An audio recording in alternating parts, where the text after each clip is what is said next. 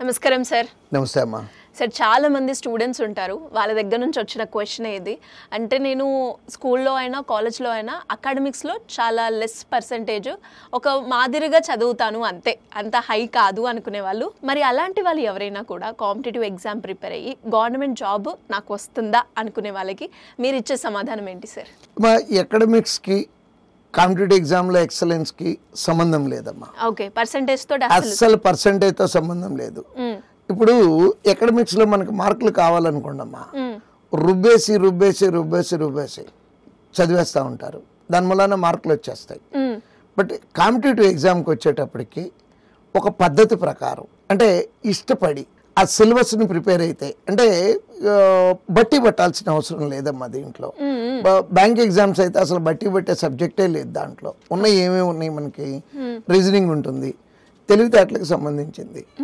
So ఆ exam రాస్తున్న టైంలో మన తెలివితేటలు మన బ్రెయిన్ పర్ఫెక్ట్గా పనిచేస్తాయి. అంటే ఇక్కడ దానికి ఏమంటారంటే పిల్లలు యూజువల్గా మాట్లాడేది, సార్ నాకు బుర్ర తక్కువ అయ్యే కదా సార్, నాకు స్కూల్లో కాలేజీలో మార్కులు రాలేదంటారు. లేదమ్మా, భూమి మీద పుట్టిన ఏ ఇద్దరు మనుషులైనా సరే సమానమైన తెలివితేటలతోనే పుట్టాము.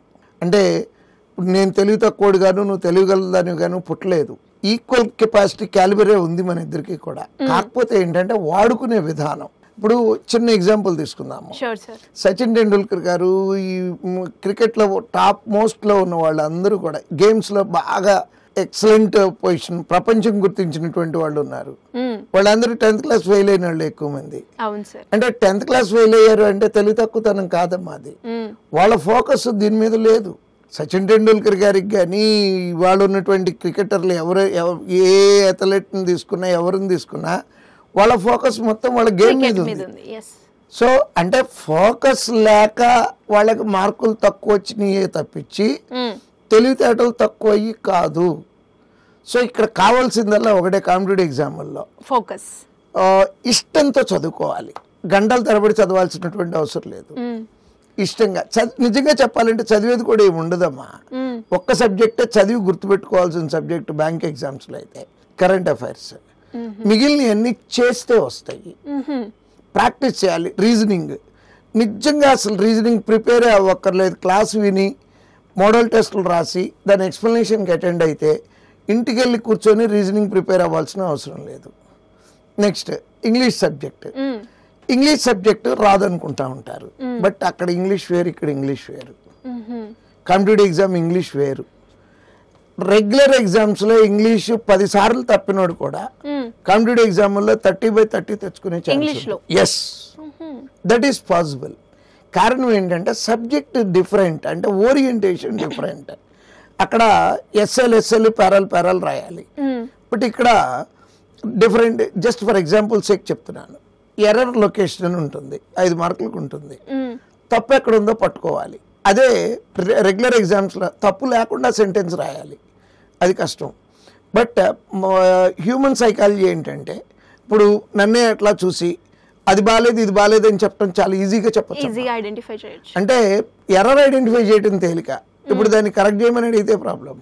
ఇక్కడ అడిగేది ఎర్రర్ లొకేషన్ అడుగుతాడు. అట్లా రెగ్యులర్ ఇంగ్లీష్ వేరు, ఈ ఇంగ్లీష్ వేరు. సో దాని మూలాన ఈజీగా సక్సెస్ అవడానికి అవకాశం ఉంటుంది. అంటే ఒకటే అమ్మా, ఎస్ ఐ క్యాన్, ఆ ఒక్క ఫీలింగ్ చాలు మాకు. అండ్ అలాగే సార్, మీరు ఎంతసేపు వాళ్ళ ఫోకస్ క్రికెట్లో ఉంది కాబట్టి అందులో వాళ్ళు సక్సెస్ అయ్యారు అని అన్నారు. సో చాలా మందికి కూడా చదివేటప్పుడు ఫోకస్ అనేది చాలా తక్కువగా ఉంటుంది. సో ఆ ఫోకస్ ని మనం ఏ రకంగా డెవలప్ చేసుకోవచ్చు అంటారు స్టూడెంట్? అది అవసరం నేర్పిస్తుంది. ఎలా అంటే కాలేజీలో చదువుకున్నంత కాలం బాధ్యత తక్కువగా ఉంటుందమ్మా. సంవత్సరం అంతా చదివి ఒకసారి ఎగ్జామ్ రాయాలి. అవును. బట్ ఇక్కడ పరిగెత్తుకుంటూ రెగ్యులర్గా ఎగ్జామ్స్ రాస్తూ ఉండాలి. ఆ తర్వాత ఒకవేళ ఇక్కడ మనం ఏదైనా తేడా వస్తే వాట్ నెక్స్ట్ అని ఒక క్వశ్చన్ వేసుకుంటూ ఉంటారు యూజువల్గా పిల్లలు.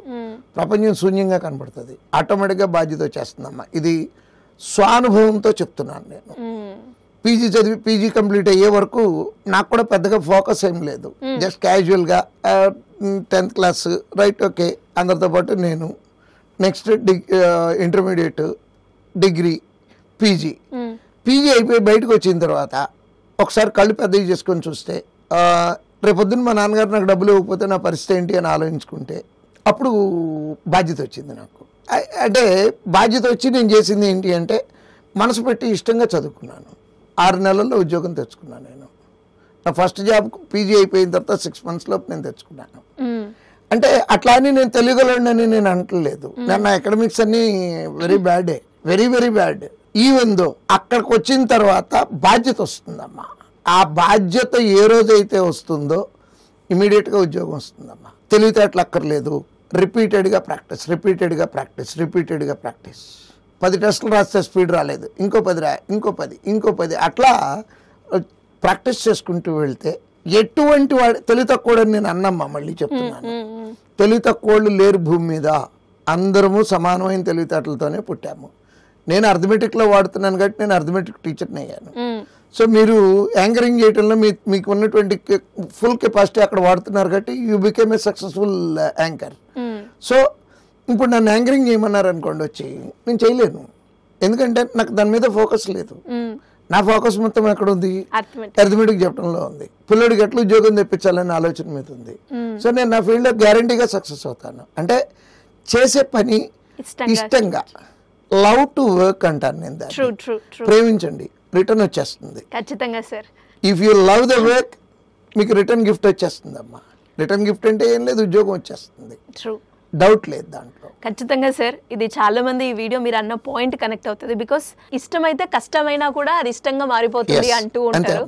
అండ్ యాజ్ యూజువల్గా ఇందులో ఫస్ట్ ఎందులో కూడా మనకి గోల్డెన్ స్పూన్ ఉండదు కాబట్టి అందులో స్ట్రగుల్స్ అనేవి ఉంటాయి. ఖచ్చితంగా ఆ కష్టాన్ని మనం ఎక్స్పీరియన్స్ అయితేనే మనం అనుకున్న రిజల్ట్ వస్తుంది. Thank you sir, thank you so much. Thank you అమ్మా. సో చూసారు కదా, ఇంకా ఎవరికైనా కూడా ఎలాంటి ఇన్ఫర్మేషన్ కావాలి అనుకున్న గవర్నమెంట్ జాబ్స్కి సంబంధించి సో సింపుల్గా కింద స్క్రోల్ అవుతున్న నెంబర్ని సంప్రదించండి. Thank you.